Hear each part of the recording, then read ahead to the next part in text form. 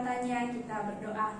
Tuhan, kami bersyukur kalau pada saat hari ini kami boleh lagi mengikuti ibadah sekolah minggu walaupun secara online. Kiranya Tuhan berkati kami yang masih kecil, Engkau juga berkati ibadah sekolah minggu ini dari awal, pertengahan, sampai dengan berakhirnya. Terima kasih Tuhan, dalam nama Tuhan Yesus kami berdoa. Amin. Nah, adik-adik yang di rumah masih semangat kan untuk memuji Tuhan? Saat ini kita angkat lagi satu pujian, Yesus Pokok dan Kita Caranya.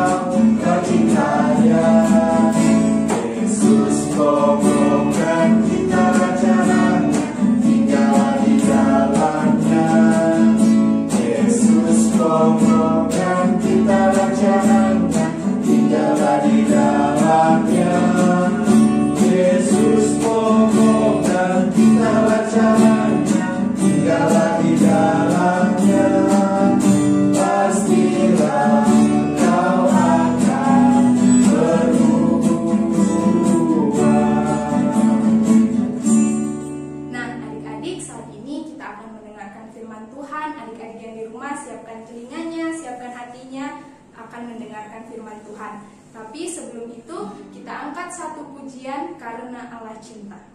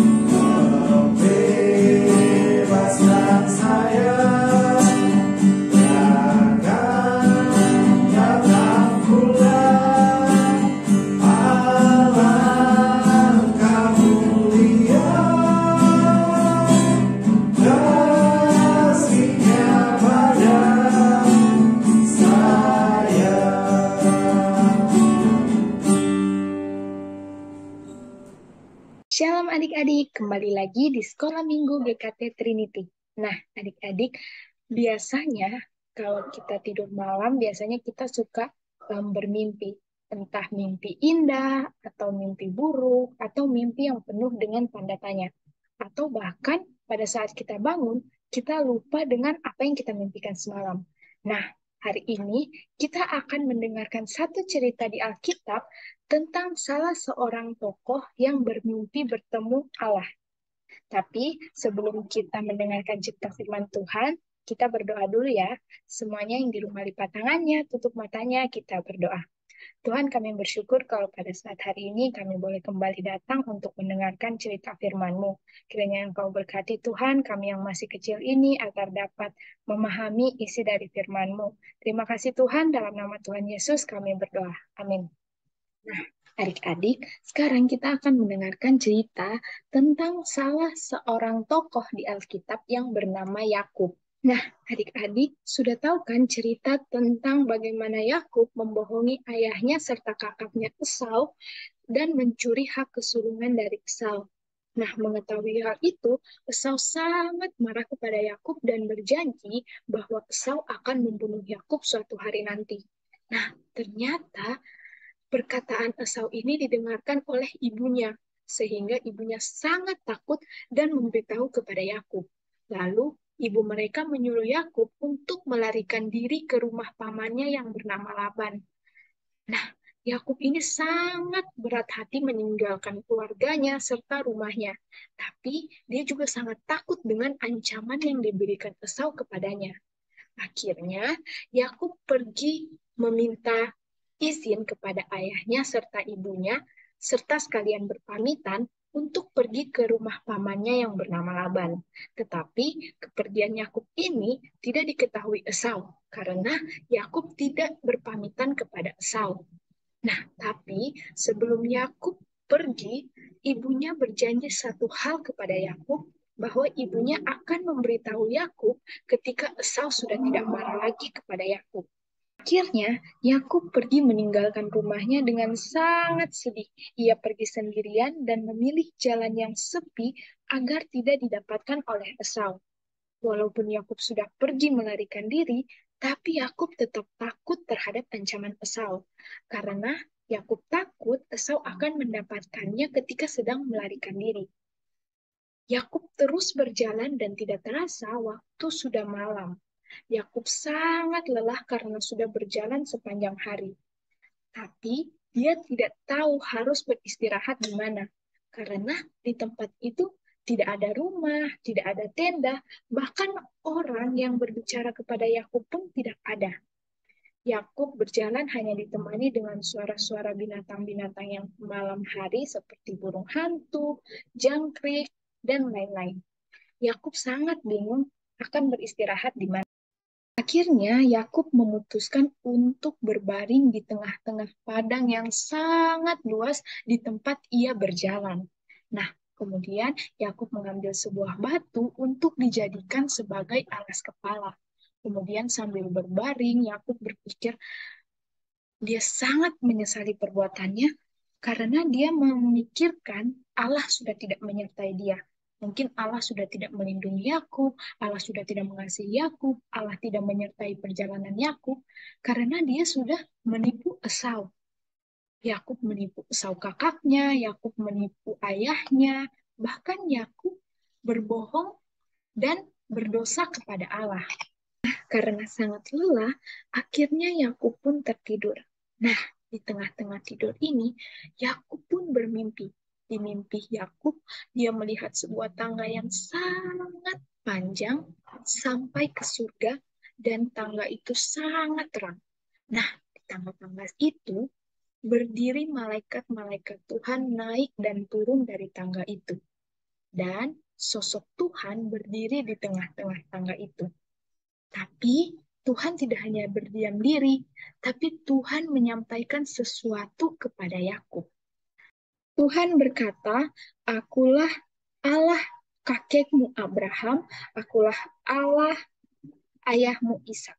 Aku akan menyertai engkau dan membawa engkau kembali ke tanah ini. Aku tidak akan meninggalkan engkau dan aku akan menepati janjiku kepadamu." Kemudian tiba-tiba Yakub terbangun dan Yakub sangat senang. Yakub senang karena Yakub mengetahui arti dari mimpinya itu. Dia tahu kalau Allah ada bersama-sama dengan dia. Dia tidak sendirian, dia tidak perlu takut karena Allah menyertai Yakub. Nah, kemudian Yakub segera mengambil batu yang dia jadikan alas kepala tadi, dan dia mencurahkan minyak di atas batu itu, dan dia menyembah kepada Allah.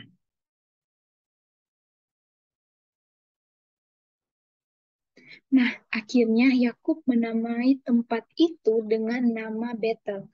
Untuk dia mengingat bahwa di tempat itulah Allah berbicara kepada Yakub melalui mimpinya. Nah, ternyata pada saat Yakub bangun, hari sudah pagi dan matahari sudah bersinar. Akhirnya, Yakub melanjutkan perjalanannya menuju rumah pamannya dengan hati yang sangat senang dan tidak takut lagi. Karena Yakub tahu bahwa Tuhan menyertai Yakub, Tuhan memberkati Yakub, Tuhan melindungi Yakub di setiap hal yang Yakub lakukan. Nah, akhirnya Yakub pun sampai di rumah pamannya. Adik-adik, dari cerita ini kita belajar apa sih? Jadi dari cerita ini kita melihat bagaimana hidup kita ini sama seperti Yakub. Kita orang yang berdosa, kita melakukan dosa setiap harinya, tapi kita tidak boleh lupa juga kalau kita punya Allah yang sangat berkuasa, Allah yang sangat mengasihi kita, Allah yang melindungi kita, Allah yang menyertai kita, Allah yang mengasihi kita dalam setiap hal yang kita lakukan, Allah pasti menyertai kita. Dan kita sebagai orang berdosa harus mengandalkan Allah saja karena Allah penembus kita. Jadi kita tidak boleh menyembah Allah lain, kita hanya boleh berharap kepada Allah, hanya boleh berdoa kepada Allah, hanya boleh menyembah Allah. Nah, cerita hari ini selesai. Sebelum kita tutup firman Tuhan, kita mau berdoa terlebih dahulu.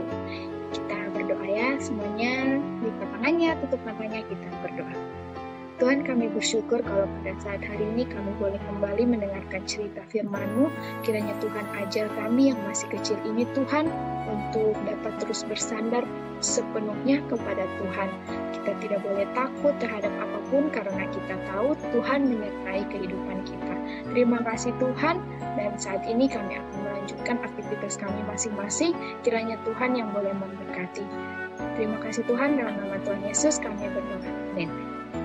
Nah, adik-adik jangan lupa saksikan cerita firman Tuhan minggu depannya. Dadah!